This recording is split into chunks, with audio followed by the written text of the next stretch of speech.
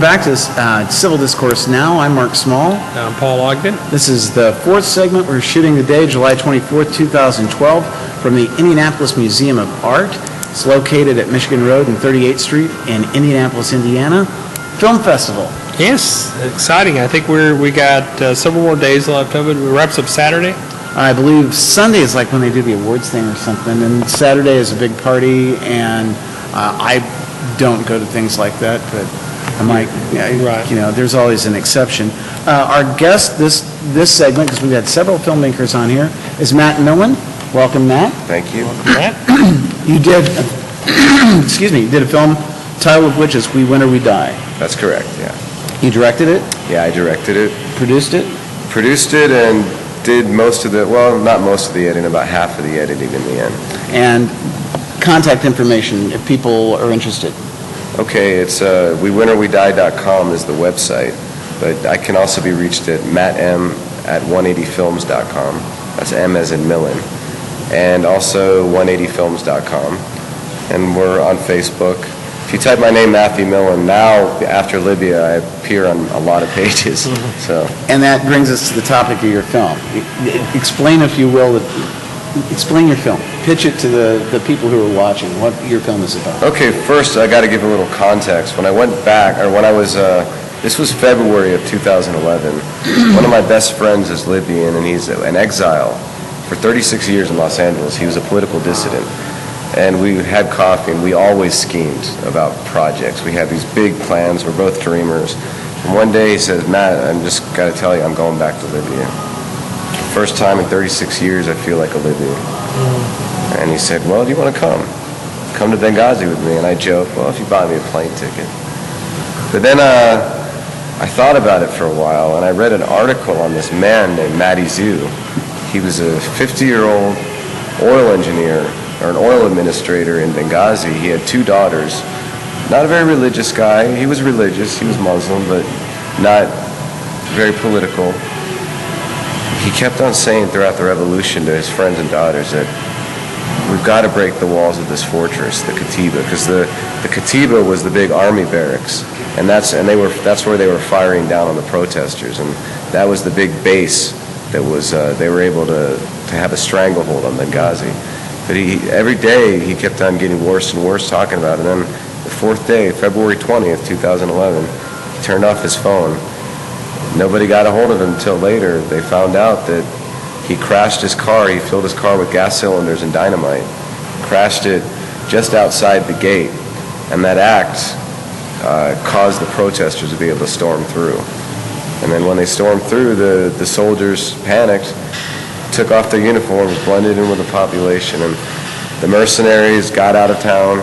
Benghazi fell, the east completely fell, the revolution began. So you could say this guy's act was the pivotal act that caused the revolution. So then you got there when? I got there in April. I decided to go in March because I was in Las Vegas at my brother's bachelor party, and just looking around and thinking there was more to life than Jersey Shore or whatever I was seeing in front of me. And it took about 3 weeks to raise money via, a fundraising site, Indiegogo. Because I half suspect people gave me money. It was all the people that hope I didn't come back. But 3 weeks later, I was crossing the border into Tobruk, or into Libya, and then on to Tobruk, and I was terrified. So you flew into Cairo? Yeah, I flew into Cairo, and then we drove all the way to Benghazi. How long? How far? Miles? Oof. You're probably thinking kilometers. I think it's about 700 miles. And that's all desert? Except when you get to Libya, on the coastline, part of it's not desert. It's called the Green Mountains, and it's fairly lush. Mm-hmm. And there's Roman ruins all over the place. You wouldn't believe it's Libya. It's an unbelievable place. So you snuck across the border?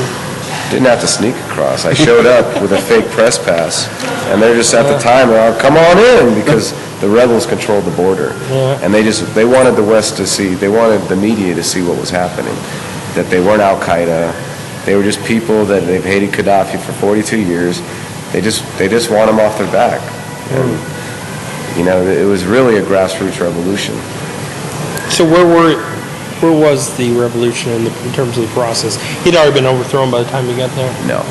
Okay. It was a stalemate. The front line was around Ashdabia, which was about 120 miles from Benghazi, south of Benghazi. So we went to the front line to see what was happening, and that was remarkably boring. It was just a bunch of people. I remember a guy had an RPG eating a Snickers bar. That's my memory of the front line. But on the way down was remarkable because you saw the French airstrikes, what they did to he had an armored division that was just completely eradicated.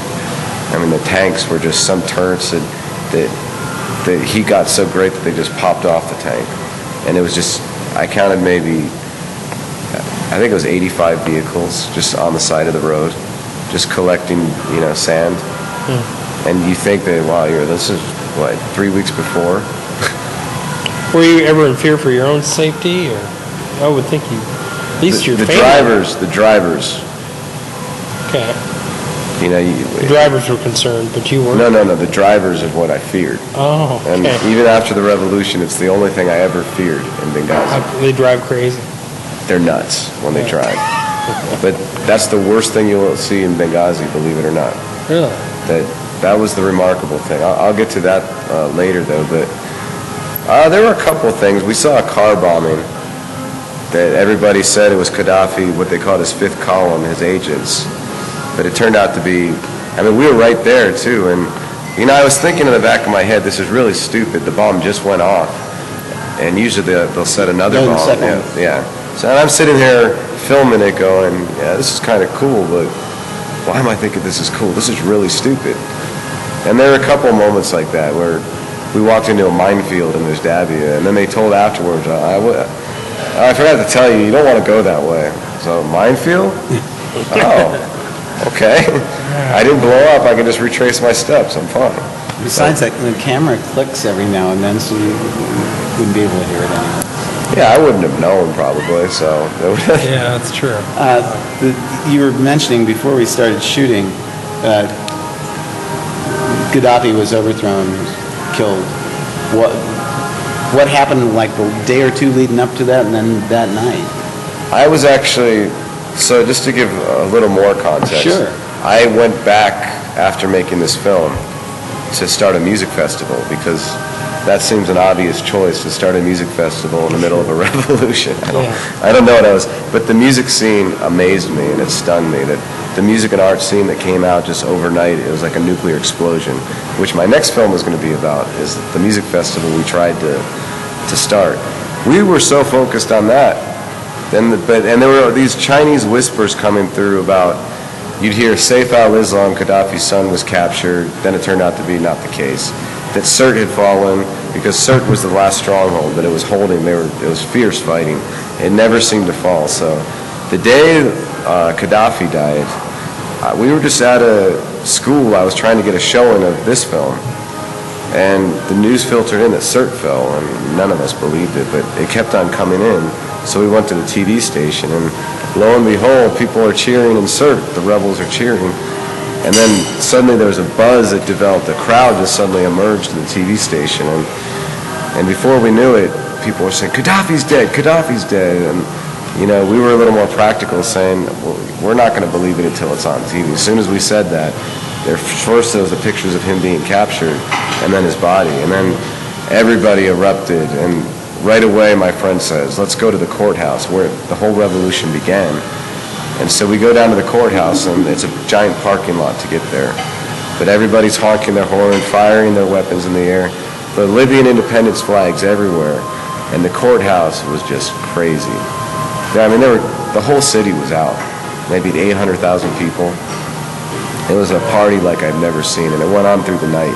Well, what we got here in the States was that it looked like he was conscious and sitting up and everything while people were like carrying him someplace. He was an asshole. Obviously, he was a brutal, murderous dictator. Put all that in there. It was rather interesting to watch this guy who was impervious to any opposition for so long and ruled everything with such impunity to kind of just be at the people's mercy. wrote an article that got in a few newspapers that I entitled "The Day the God King Fell from the Sky." And I think that's a very good description, because he really acted like a God King. He wanted to be called the King of Kings. And I know it, for me, I have mixed feelings about it, because nobody wants to see somebody tortured. But at the same time, If you could choose if my somebody- family was raped, a lot of the Mizratans are the ones that killed him. And thousands of women were raped. You know, the whole city was laid to waste by Gaddafi's forces. I mean, it was just absolutely ruthlessness of the highest order. So the Mizratans had very good reason to really, really hate, just absolutely despise everything about him. And not only for the 42 years of terror, but what happened in the siege of Misrata was, I don't know if you remember when Tim Hetherington, the journalist who did the movie Restrepo, when he was killed in Misrata in around March of 2011. But it was serious. I actually tried to get on a boat to go, and thankfully, it was a weapons shipment that was going into Misrata when it was under siege, but thankfully the harbor was mined. I don't mean thankfully the harbor was mined, but thankfully the boat got canceled. And then I came to my senses thinking, I told my parents I'm not going to Misrata, and I'm not here to make a documentary on a war. I'm here for other things, and I totally lost sight of the reason I was there. You sometimes get caught up in the envelope pushing thing. When you're in a situation, when you're in that type of, that kind of brought me a little back down to reality. But it was really incredibly cool. I mean, to see all that change history, as extreme as it might be, to be there and watching it. How often do you get to see a whole nation can reconfigure itself? Yeah. I mean, that's also what my next film was going to be about. That just out of nothing. It wasn't. See, I came back and I got a lot of static from the right wing and the left wing. The right wing saying that they're all Muslim, they're Al-Qaeda. You know, they don't value human life. All this, you know, which the Muslims and the Arabs say, why do you Americans kill each other? Why don't you value human life? You have everything. Why do you kill each other? So, and then, but the far left wing was saying that Gaddafi, poor Gaddafi, he's a victim, this is Western imperialism. He was a dick. Yeah, the case really was that, I mean, what they failed to mention, every pundit, most of them having not been able to point Libya out on a map, 6 months before, what they failed to mention, there were around 6 uprisings in Benghazi during Gaddafi's reign. They hated him from the very beginning. They always were a thorn in his side. He always did things to sabotage Benghazi. And in March, his command was, I want to be able to see the mountains from the sea, which meant he wanted Benghazi gone for good. And that's what they came to do. But then that was about the time U.S. policy was non-policy, and we encouraged others to go in and stop the attack that Gaddafi was going to wage against Benghazi. European forces bombed the French airstrikes, but it was really like the cavalry coming at the very last moment. It was that serious. The first attack, the residents of Benghazi were able to repel. But there was some really heavy fighting. Okay, let's move to your movie now. Your movie's about an individual. Explain that again. Okay, he's about a man, a middle-aged man with a wife and 2 daughters, well-to-do, not political, and he just snapped when he saw the kids dying in front of the fortress. It's the Katiba, it's called. And he just decided to act, and he loaded his car with gas cylinders and dynamite. And that's what you were talking about earlier, about the guy who started the revolution. That was not to do a play on words, it was an igniting point of it. Yeah, because he not only, he didn't fully, later we found out he didn't fully destroy the gate, but his act gave the protesters a new surge of morale, and then he was able to, or they were able to attack the gate all at once, because also the soldiers, when they saw that, most of them just left. Decided to book. So then the protesters storm in, and there's nobody in the fortress. Wow. Matt, we're out of time here on this segment. Thanks very much for coming on. This has really been fascinating. Good luck with the film. Oh, it's been my pleasure. Yeah, thanks very much. Look forward you. to seeing it. Take care. And I'll give you something too. Cool. I'll give you a copy of the movie. Cool.